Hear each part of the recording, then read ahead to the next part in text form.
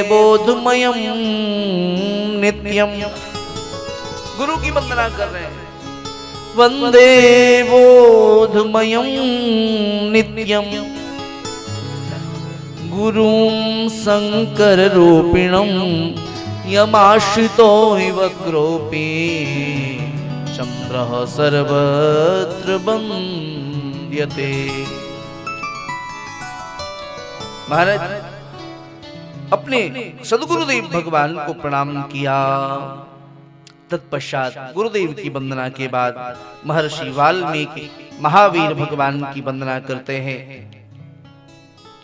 सीताराम गुणग्राम पुण्यारण्य विहारिणो वंदे विशुद्ध विज्ञानो कवीश्वर कपीश्वरो।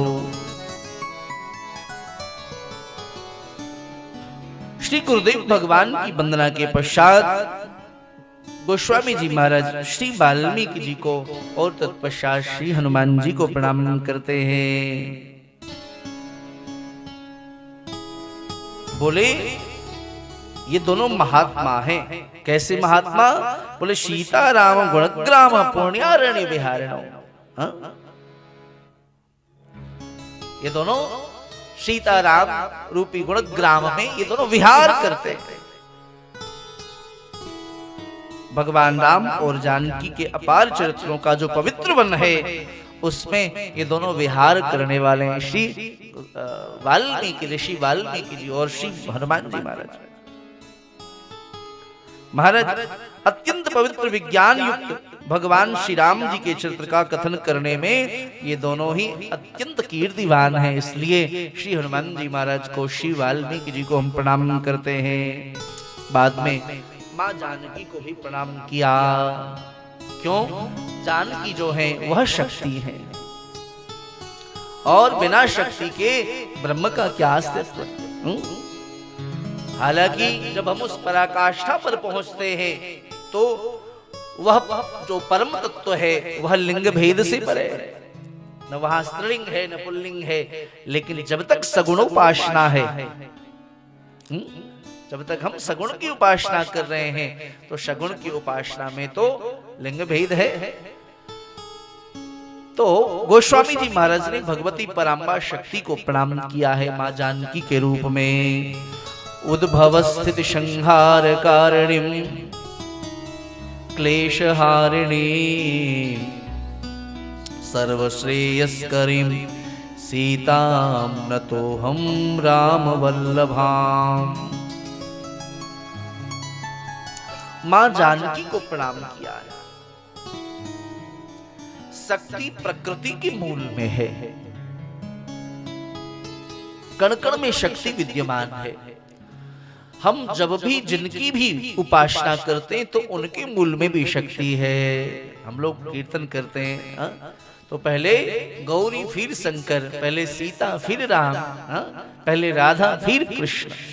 और महापुरुषों ने बड़े भाव से कहा है, शक्ति न होती कुछ भी न होता, शक्ति न होती कुछ भी न होता, शक्ति न होती कुछ भी न होता, शक्ति न होती कुछ भी न होता।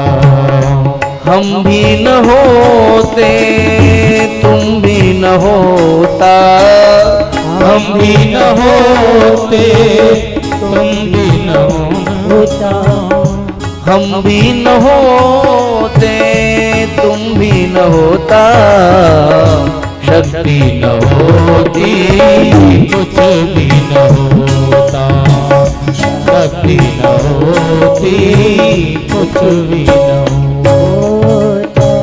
उद्भव स्थिति संहार कारिणीं क्लेशहारिणीं सर्वश्रेयस्करीं सीतां नतोऽहं राम वल्लभाम्।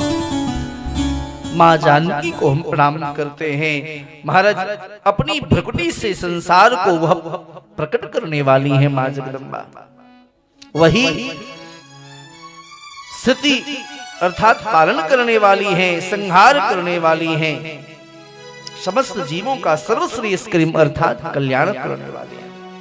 ऐसी मां जानकी जो भगवान श्री राम की परम वल्लभा है, न तो हम राम वल्लभाम, ऐसी भगवती मां जानकी श्री सीता जी को हम प्रणाम करते हैं। हम सब लोग मिलकर के मां जानकी को प्रणाम निवेदन करें।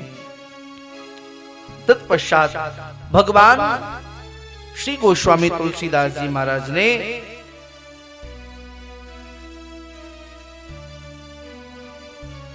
अनेकानेक असुरों को, अलग अलग जीव जंतुओं को भी प्रणाम किया। अच्छा, यहाँ देखो, सर्वश्रेष्ठ करीम भगवती जानकी के लिए एक बहुत सुंदर शब्द का प्रयोग किया। बोले सर्वश्रेष्ठ करीम, सर्वश्रेष्ठ करीम अर्थात सबका श्रेष्ठ करने वाली है, सबका हित करने वाली है भगवती जानकी। क्यों प्रणाम किया? बोले मां जानकी न होती तो विचार किया जाए, यदि मां जानकी न होती तो रामायण की जो यह प्रवृत्तादि है, रावण आदि का वध, जटायु, हजारों हजार राक्षसों की मुक्ति, ये कैसे संभव हो पाता? वो शबरी प्रतीक्षा करती रह जाती है, कैसे कृपा होती? मां जानकी की कृपा से रावण का उद्धार हुआ, जटायु पर कृपा हुई, हजारों राक्षसों को मुक्ति मिली। इसलिए महाराज 5वें श्लोक में श्री गोस्वामी तुलसीदास जी ने सर्वश्रेष्ठ करीम कह करके भगवती जानकी को प्रणाम किया। बोले सबका हित करने वाली है, सबका श्रेय, सबका कल्याण करने वाली है। जानकी जी के विषय में जितना बोला जाए वह कम है। बाद में भगवान जानकी के पश्चात श्री रामचंद्र भगवान की वंदना करते गोस्वामी जी। यन्मायावशवर्ति विश्वमखिलम् ब्रह्मादिदेवासुरा।